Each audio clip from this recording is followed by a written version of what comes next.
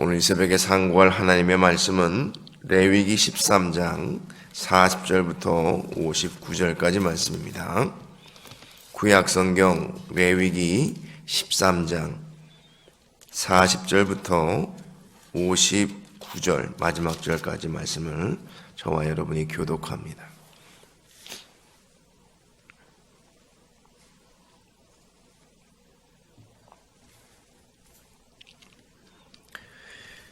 레위기 13장 40절 59절입니다.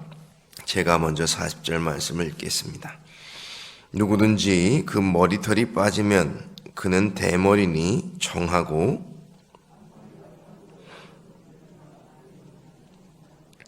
그러나 대머리나 이마대머리에 희고 불그스름한 색점이 있으면 이는 나병이 대머리에나 이마대머리에 발생함이라.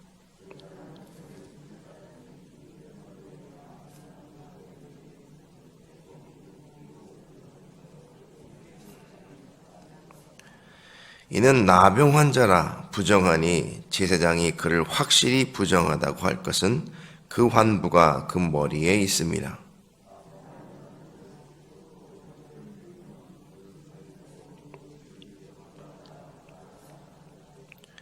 병이 있는 날 동안은 늘 부정할 것이라. 그가 부정한즉 혼자 살되 진영 밖에서 살지니라.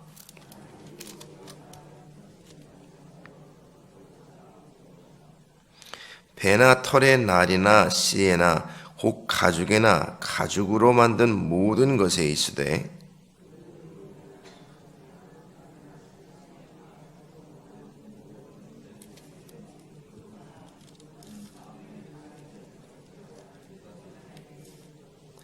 제사장은 그 색점을 진찰하고 그것을 이래 동안 간직하였다가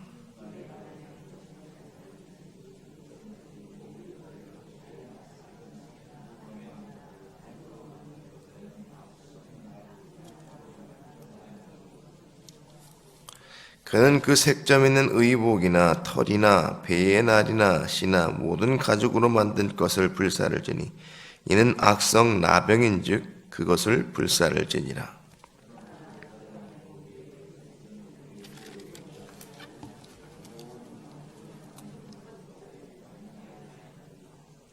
제사장은 명령하여 그 색점 있는 것을 빨게 하고 또 이래 동안 간직하였다가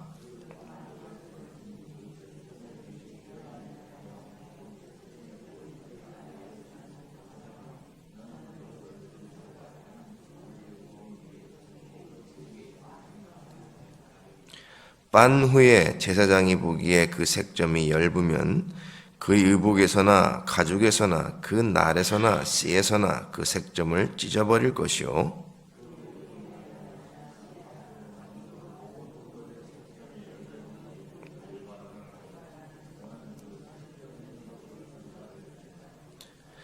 네가 빤 의복의 날에나 씨에나 가죽으로 만든 모든 것에 그 색점이 벗겨졌으면 그것을 다시 빨아야 정하리라.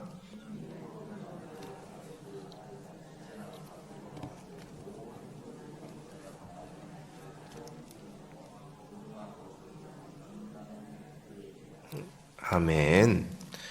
오늘 새벽에는 썩어짐을 이긴 생명이라는 제목으로 말씀을 함께 나누고 기도하려고 합니다.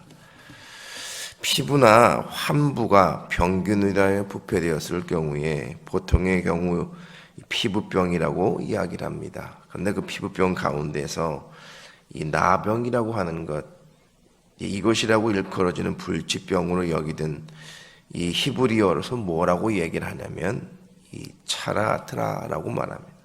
이 질병은 이 고대 근동 사회에 자주 발견되는 심각한 병인데 이 질병이 걸리게 되면 두 가지 측면에서 사람들은 고민하고 있다라고 말합니다. 첫 번째로 악성 피부병이 하나님에 의해서 주어진 심판이라고 여기는 것입니다. 이런 이유로 인해서 그들이 부정하다고 말하고 또 이 질병이 걸리게 되면 진영 밖으로 나가게 되어야 한다는 겁니다. 이는 하나님 앞에서 공동체의 거룩을 지키기 위한 것이고 또 이것으로 인하여서 하나님 앞에 나아가는 예배 공동체의 거룩을 지키게 한다라는 것입니다. 두 번째는 악성 피부병에 의한 전염성에 의한 것 때문에 고민거리라는 겁니다.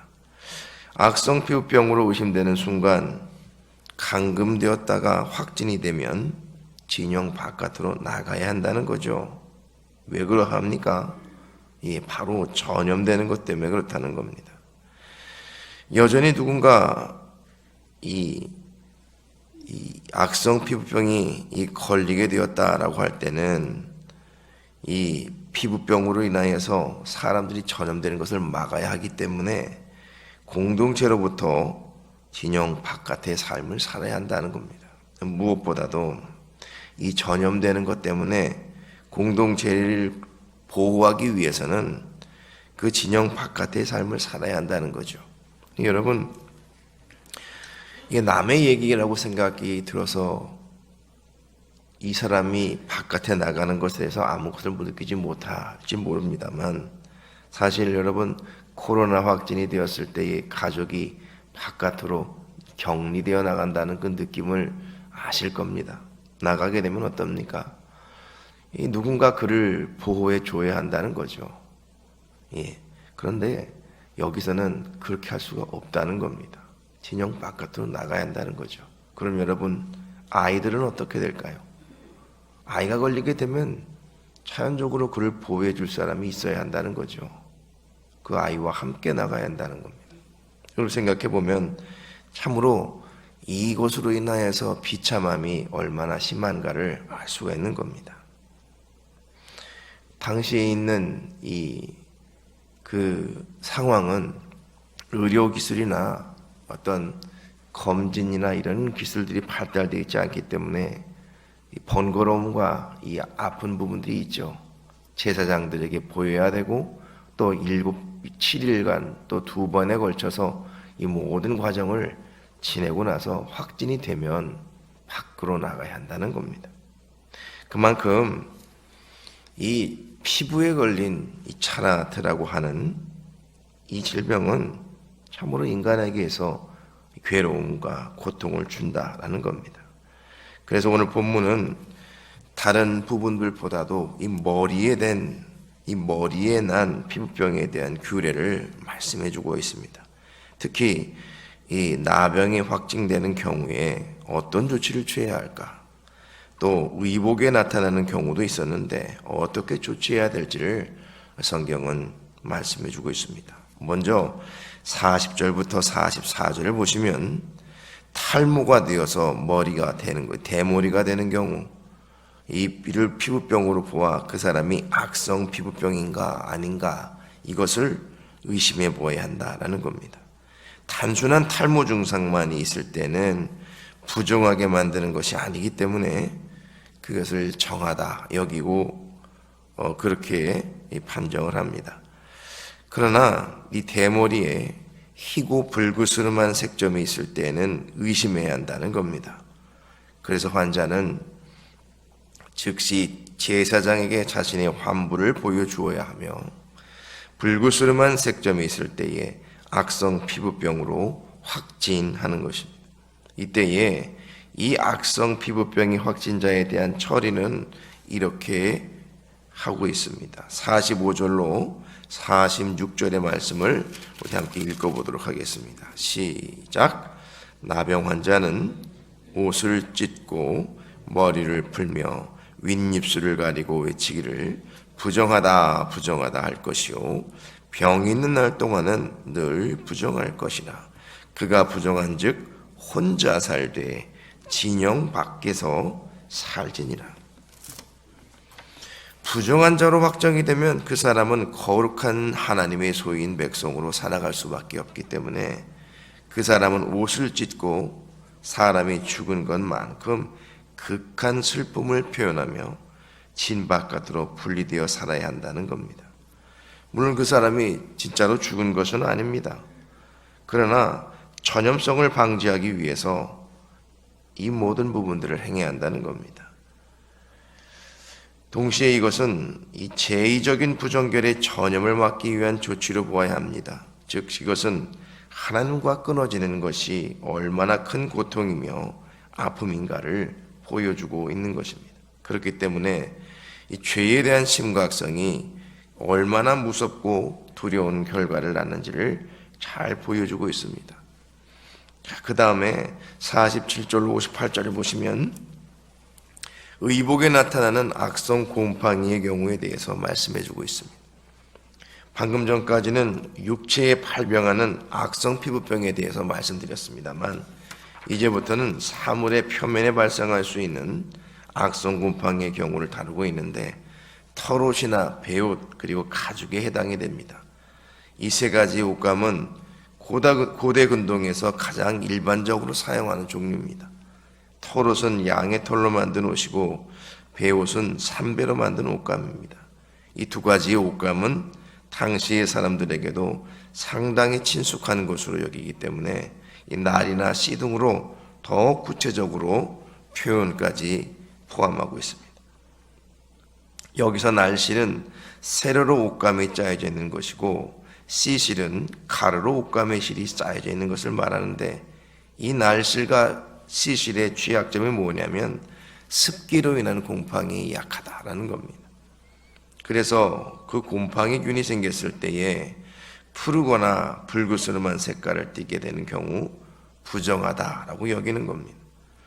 그래서 제사장은 이 악성 곰팡이의 증상이 보이면 즉시 제사장에게 보이고 진단을 받아야 한다라는 겁니다. 그리고 이에 대한 번짐, 확산이 보이지 않는다면 그 옷을 물로 빨고 다시 7일을 기다려야 한다는 거죠. 그 다음 7일을 기다리고 색이 빠지지 않는다면 악성 곰팡이 균에 감염이 되었다라는 겁니다. 우리가 여기서 한 가지 살펴볼 것이 무엇이냐면 이 곰팡이 발생으로 인해서 영향을 주는 것은 바로 인체뿐만이 아니다라는 겁니다.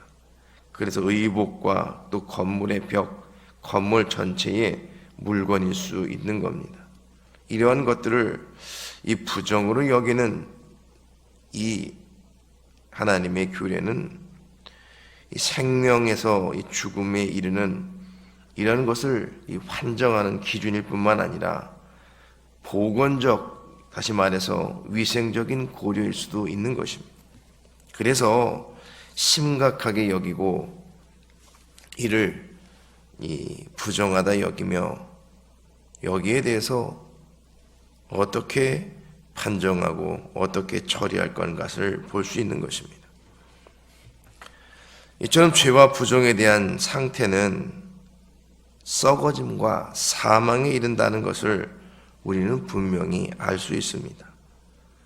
그래서 이 사망의 세력 앞에서 위협을 당하는 존재들이 누구냐면 바로 인간이다라는 거죠.